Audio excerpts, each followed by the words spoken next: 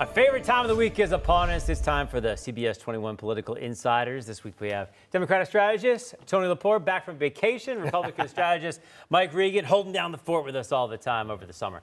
Guys, the budget, we've been talking about this forever. Any movement, any hints? What are you hearing? Yeah, I think there is a movement. And I'm hearing quite clearly that there's been movement. They're continuing to discuss at the highest levels, and I think you're going to see some real progress real soon. What do you think? I agree. I mean, I think they're talking. I think they're starting to feel the pressure. And there's some talk about some grant funds being released, which I think is indicative of them coming to a close. That's a hint right there for you? Yes, it is. Well, to amplify just how, cumbersome this is and how tough this has been, we heard from the school districts earlier. And how about SEPTA? We have Malcolm Kenyatta walking from Philadelphia to Harrisburg to show just how tough this can be. It's performative, obviously. It gets attention. But what do you think about, amplifying this point? I mean, come on. I think it's a waste of time, but okay. I mean, he made his point. He's a politician, and he's being a politician. Yeah. So shine the light more on himself than anything else. Creativity. Less so the issue. Yeah, more power to him. If he wants to walk, and he's got us talking about it. So all right. more Well, power show the to other him. video because he put on these boots were made for walk-in, and he had kind of a glamour shot. There it is. So yeah, he's also a higher up in the DNC, so he likes to do these things. He's no Nancy Sinatra. Well, I think we agree on that as well. Tough transition here. We want to get to school safety. Okay. Yeah. This is something near and dear to you. Yes. You work very hard to get those school resource officers in, and then when you see what happened in Minneapolis, just some quick thoughts on that. I mean, it's horrifying. Every time, there's been 200 kids killed in school, over 200 since Sandy Hook. So it's a recurring theme, and every time it happens, it seems like there's some outrage for about 30 days, and then it just fades away, and not much changes.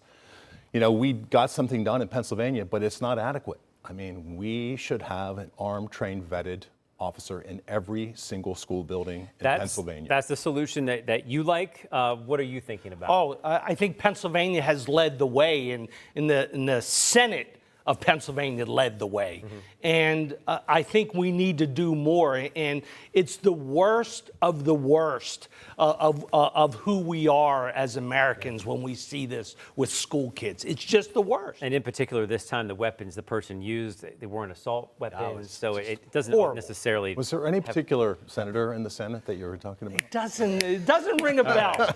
Move along here. Let's talk about Stacy Garrity. You saw that interview. Yeah. What struck you there? What are some of her, attributes that you think could be powerful moving forward on the Republican side? It was interesting. You mentioned you don't have a whole lot of experience being a politician. Are you ready to run for governor? I think that's a strength that she hasn't been spending her whole life running for office. She's a real person who had a tremendous military career. She's been a great treasurer, the #1 vote getter. She is a serious candidate. Okay. And I think Josh Shapiro isn't real happy about the fact that this has happened. And it seems like Doug Mastriano's star is starting to dim a little bit. It's a different kind of candidate, different kind of race. What do you think? Yeah, I think she'll be a really good candidate. I'm not sure she's going to get out of the primary. And Doug Mastriano, I mean, we goof around, but I think he has twice the votes that she does right now, and I think she has to get out there a little more. Well, we do know that his supporters are strong and they don't go anywhere. Yeah, they're supporters. Hardcore. Yeah, but that's wishful thinking over there. The vote was really split last time. Yeah, the vote was really split last time, and this time, if it's just them, maybe it'd be a little simpler. That's right. Kamala Harris. So she's the vice president. What normally happens is the vice president gets 6 months of secret security, patrols, and they stay with them, right? But it was extended by Joe Biden on the way out. Now Donald Trump says, we're going to get rid of this. Secret Service detail is gone as she's about to enter her book tour. This politics? What does it sound like to you? This is 100% politics. I think we do need to be concerned about the first woman, African American. We need to be a little more concerned. I think we need to go back the days where whether it was Democrat or Republican, we worry about our leaders, our ex-leaders. I think we should be concerned about her well-being, just like we have in the past, whether we liked her or not. It was extended. They've done the minimum already, the 6 months, but it was extended this time. Is she African American? I don't think we ever determined that. I mean, she was. Yes, yes. I've did a lot of listening sessions on this. Let's keep going. Okay, but I think it's fine. She got an extension. It was supposed to end in July. It's going to end in September.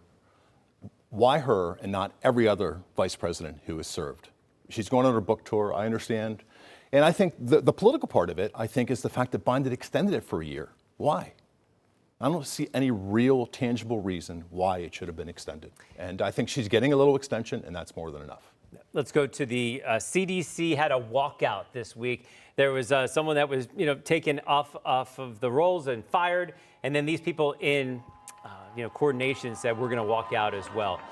What are you concerned about with what's been going on with some of the way this has been handled? This is just a typical chaos of the Trump administration. And now here we have, they went and hired this person thinking that they were just going to go along with a political apparatus. They went in the CDC and said, I'm going to go with science. And Trump got upset. He wants political loyalists. He doesn't care about the science. She stood up for science. Did this person deserve to be fired? I mean, I don't know the details. I mean, when you're in the throes of government and you're involved in looking at these things very closely and you're looking at data and you're looking at all the things that are happening within the agency, you got to make decisions. Okay. So I think the president made a decision, and the protests. It's just one more protest of a million protests that are happening. It makes me wonder, in can you Washington. stay and fix things? Because when you walk out, you don't know who's left behind. So I don't know. Interesting stuff.